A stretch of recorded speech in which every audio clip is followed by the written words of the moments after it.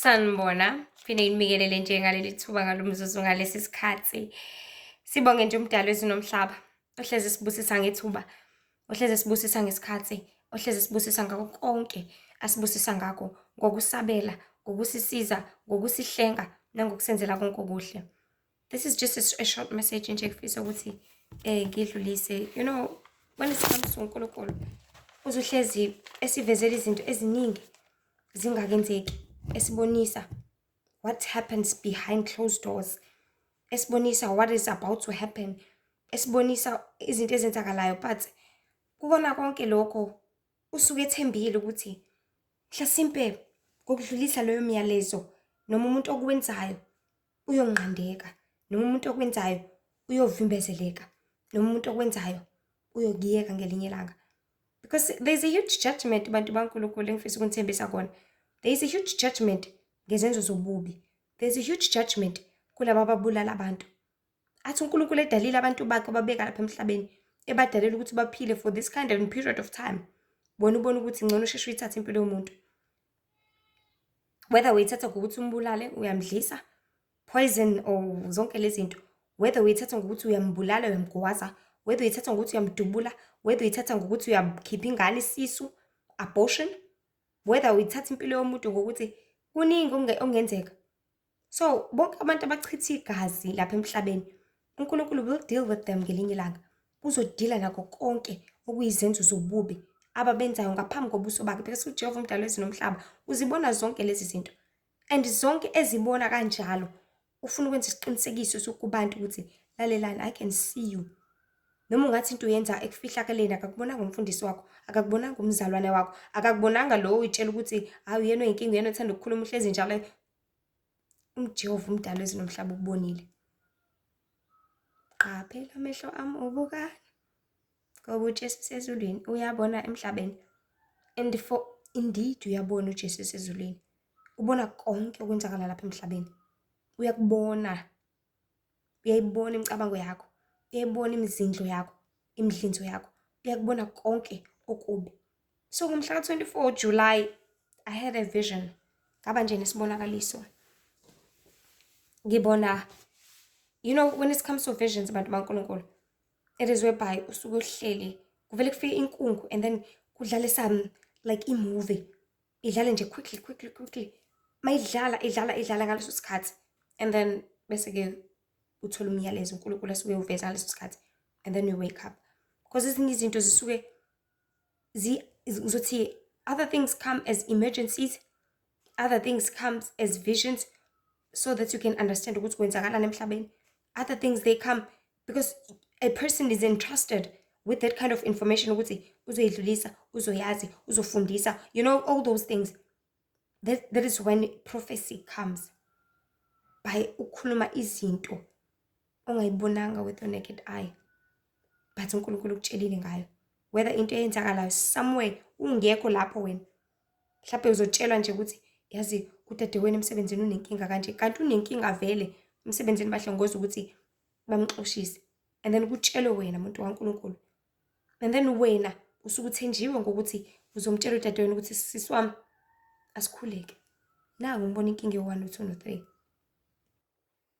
Ulebele kutshala kunhlizini yakho, utshala kuwena, usindwa ngaleyo information because ngaso sonke isikhathi uNkulunkulu usuke ethembile ukuthi mhlasimpe khona usizo thizeni, because la emhlabeni siyinyawo zakhe, siyizandla zakhe, siyindlebe zakhe, samehlo akhe, siyindlebe zakhe, sibona konke okungokwakhe, because angeke aze akwazi ukuzozenzela izinto lapha emhlabeni. Kodwa futhi lokho ungasenza isikhukhumale, siyibone si-up there, sithi vele uNkulunkulu ayikho into angayenza. Hello, uJehova umdali wezulu nomhlaba can even turn rocks. Mawusukhukhumele wena ungasafuni ukuthumeka, ungasafuni ukulalela, ungasafuni ukwenza intando kaNkulunkulu, ngiqula ngisho amatshe enza umsebenzi kaNkulunkulu, because yonke imvelo ithobela yena. Kukuwena ukuthi imvelo yakhe iyamthobela yini, yebo noma cha. So kuningi okwenzeka ebumnyameni okuvele ekukhanyeni. So as I was saying, I had a vision. Ngibona umntwana nje omncane. This is going to be a short message. I just want to pass this message once and for all.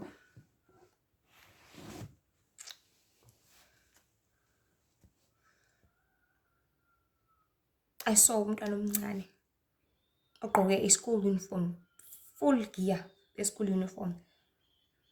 Ngimbona usendaweni esejointing. This is a club. So I'm just relaxing and I'm seeing this. Megule ndawo kugcwele many strippers, abantu besilisa. You know those guys abahlezi bekhipha imali befaka amantombazaneni nani nani. And bangimbona lo wesifazane. Isithombe sesheshe. Angifuni ukuthi wesifazane, ngifuna ukuthi umntwana. Bangimbona lo mntwana, this picture is so quick. And ngimbona usondela kule ndoda enokwesaba kakhulu emehlweni akhe, enokuthuthumela kakhulu futhi, kodwa eyakhona kunjalo. It's like she had no choice but to get closer to this guy. She had no choice but to do this. So asondele to this guy. Ngazuthi futhi in this vision nginikezwe ukuqonda ukuthi she's being raped regularly, frequently. And ngaso sonke isikhathi mangicabanga, number 1, umntwana wesikole eku-full gear ye-uniform, lowo muntu akaqualify eklabhini, lowo muntu akaqualify endaweni eyi-joint, endaweni yokwenza zonke lezi zinto, yokuphuza, indawo yama-strippers, indawo futhi makunama-strippers, I'm 100% sure ukuthi khona nama-prostitutes khona la. There are certain rooms lapho khona bethathana khona, baye khona and do whatever abasuke beyenza. And I'm seeing indlela ayihlumezeke ngakhona lo mntwana.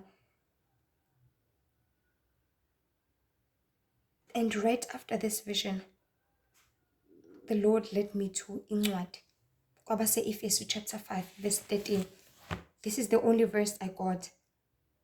And masifunda le ncwadi ithi, kepha konke okudalulwayo kubonakaliswa ngokukhanya, ngokuba konke okubonakaliswayo kungokukhanya.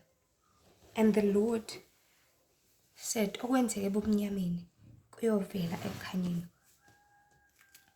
As I was saying by the start of this video, baningi abantu abayidanaselayo, bayidanasela ngeimpilo zabantu, bayidanasela ngeimali zabantu, bayidanasela ngemizimba yabantu, bayidanasela ngezinto ekungazona ezabe zingabhilongi kubona, bayazibusela ngendlela abathanda ukuthi babuse ngayo.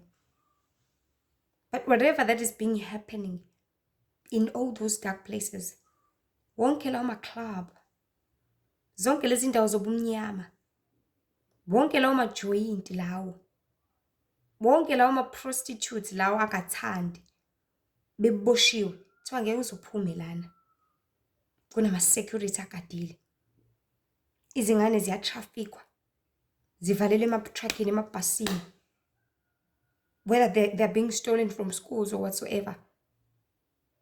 Izingane zithathwe zivalelwe in those expensive hotels.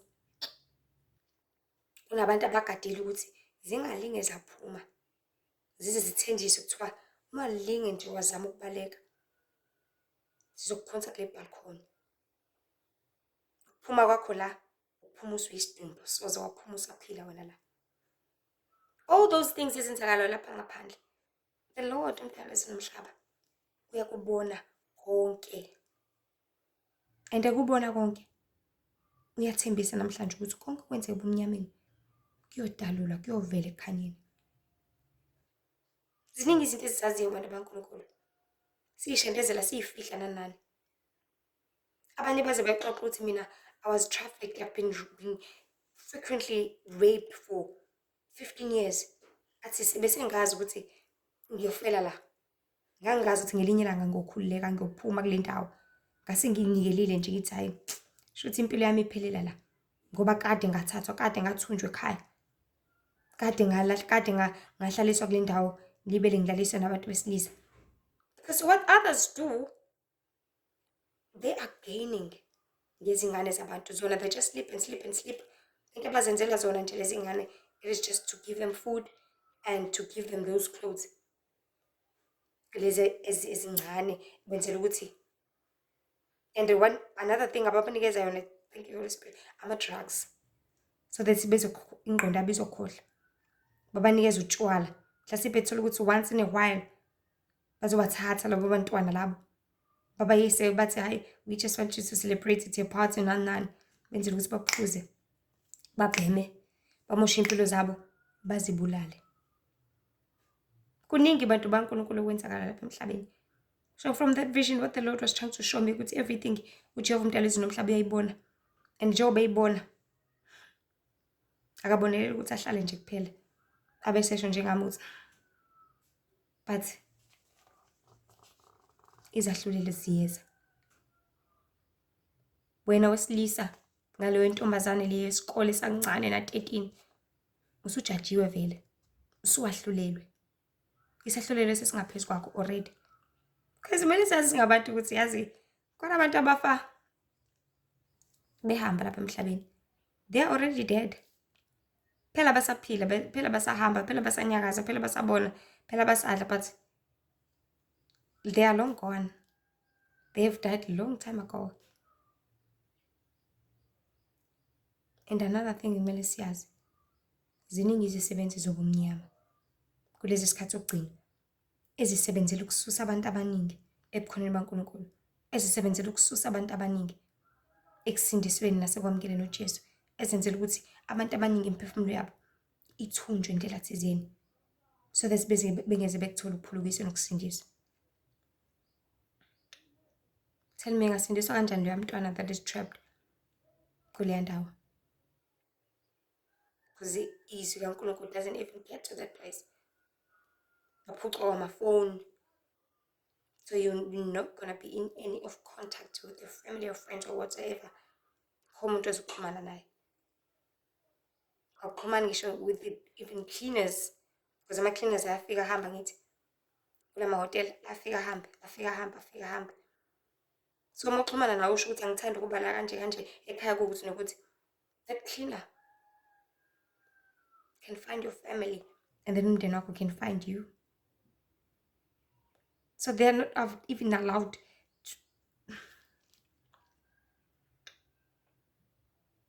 Okwenzeka ubumnyameni kuyovela ekukhanyeni.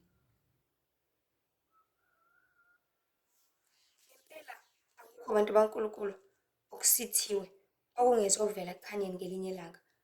Laba benza ubukubi noma benganda kangakanani umhlaba wonke, izenzo zabo zobubi zobumnyama, kepha uJehova, I promise you today, uzokwembula konke ngesikhathi esifanele, ngoba akukho okungezokwembula ekukhanyeni ngelinye ilanga. Izenzo lezi zamanyala abazenzayo, bedlwengula abantwana abancane, benza ukuthi izingane zilalane zodwa, benza ukuthi umntwana omncane alale nomuntu omdala wesifazane, benza ukuthi umntwana uningi. Because it's not just about lo wesilisa omdala alale nomntwana wesifazane osamncane, but it's also about umfana osamncane alale nowesifazane omdala.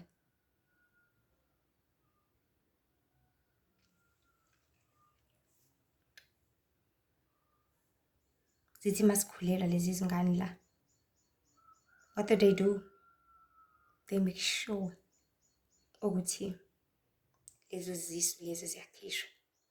They make sure ukuthi lezo zisu they get aborted. They make sure ukuthi kuningi abantu baNkulunkulu, kuningi, but kuningi kunjalo. I want to promise you today ukuthi uJehova uyakubona, uJehova uzokwembula ngesikhathi esifanele.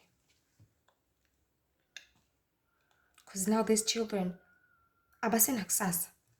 Yona into ecasula kakhulu leyo, ukuthi the more umosha impilo yomuntu uyimoshela yena. Njengamanje akasenalo ikusasa eliqhakazile, njengamanje akasenayo into azoyenza ngempilo yakhe, njengamanje akasazi noma liyaphuma liyashona, but uzobona ukuthi ngoba vele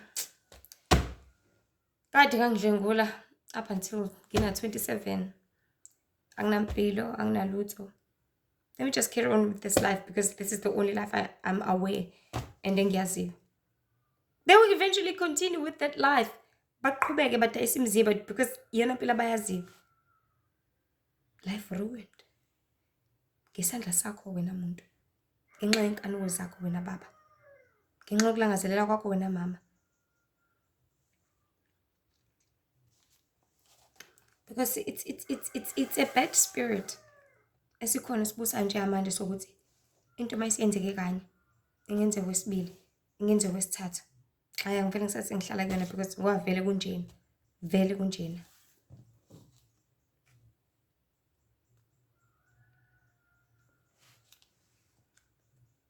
Senahlulelwe izenzo zamanyala enizenzisa empilweni zabanye abantu. uJehova umdali wezulu nomhlaba usenahlulele. Sekulindwe usuku lakho nje ukuthi ukubona konke okuningekayo obekade ukwenza, ukubona ukuthi kuzokwenzani, ukubona ukuthi kuzokulahlekisa kukubulale kangakanani. Sekuyisikhathi nje kuphela sokuthi konke obukade ukwenza ebumnyameni kudalulwe kuveze ekukhanyeni. Zonke lezi zenzo zamanyala uzenza ungabona umuntu noma uzenza with that caucus or whatsoever, awukufihle ungaveli bantu baNkulunkulu. Ngoba ngisho nengane uma ifihla isisu sigcina sesivelile. Ngisho ingasifihla iziyobeletha kuyovela, uzokuphupha ugogo wakho, kuyovela.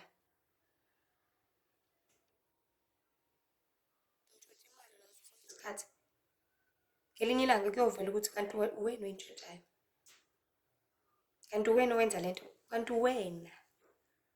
Ngelinye ilanga kuyovela. So akukho, as the Lord was showing me this vision, waphinde futhi waletha isihloko nomyalezo ovela ekhaya ezulwini ukuthi okwenzeka ebumnyameni kuyovela ekukhanyeni. Masiqaphele izenzo zethu. Qaphela ukuthi konke okwenzayo kungabi izenzo zobubi. Ungabi umuntu ohlukumeza abanye abantu. Ungabi umuntu ofisela abanye abantu okubi. Because uma ngikhuluma ngokwenzeka ebumnyameni, I don't even talk about the actions aphathekayo. Even nento egaya enhlizweni yakho iyavela ekukhanyeni ngento ekhiphayo ngey'ntebe zakho. So utreat-a kabi ingane yamyeni wakho ngoba nakho ingazalwa wena, you will deal with that sin. Uyibiza ngamagama, uyayithuka umyeni wakho uma engekho, wena wesilima for ukuthi nokuthi kuyovela ekukhanyeni iyokuceba ngelinye ilanga uxabane nomyeni wakho. Futhi lawo magama washo kuyona uyidicilela phansi uyenza ibe ne-low self-esteem. And the more uba nalokho uzosithola isijezo salokho. Zonke izinto esizenzayo abantu baNkulunkulu asazi, siqonde, siqaphele, sazi ukuthi zinomthelela. Sazi ukuthi konke kuyokwembula and ngeke sesazajabula. Because izenzo zobubi siyakwazi sonke lokho. We just need to be constantly in reminder ukuthi lezi zinto ezobubi kangakanani empilweni zethu. Just udinga ukukhunjuzwa nje kuphela ukuthi ayikho right kangakanani lento, ayilungile kangakanani lento. And then mase usukhunjuzwe wazi ebese uyenza phela. Ngoba konke kuleli zenzweni osukwazi wenzani ngakho, osuqonda wenzani ngakho. Kulele kuwena muntu kaNkulunkulu. Asazi siqonda ukuthi yonke into esiyenzayo ebumnyameni iyodalelwa ekukhanyeni. Ngoba lo ohlala ekhaya ezulwini ubona phakathi endlini yakho, abone phakathi efonini yakho, space sakho naso ukuthi ugcweleni, abone phakathi enhlizweni yakho, abone phakathi ebhenki lakho, abone phakathi phansi kombhede, abone umbozile ukuthi ubukana nephone uyayifihla, ubona yonke indawo. So konke okwenzeka ebumnyameni kuyovela ekukhanyeni. Nabantu abenza izenzo zobubi bedlwengula abantwana, benza amanyala emahhotela, emaklabhini, behlukumeza izingane zisafunda isikole bey'moshela iy'mpilo zazo, uNkulunkulu uyakubona. And konke okwenzeka ebumnyameni kuyovela ekukhanyeni. Inkosi nje ibe nani enibusise kakhulu. This is a vision from mhla 24 July. Sazi siqonde ukuthi akukho ngeze kwadalula. So other videos akhona ku-TikTok uLihlithemba, Instagram Lihlithemba Wendy Mzobe, Facebook uLihlithemba Mzobe. Inkosi nje ibe nani enibusise kakhulu. Angikhohlwa ukuthi uNkulunkulu uyasizonda isona. uNkulunkulu uyabuthanda ubungcwele. Cela ndidlulisile umyalezo nakubani bathole ukuphulukiswa. Inkosi ibe nani enibusise kakhulu manje ze phakade. Amen.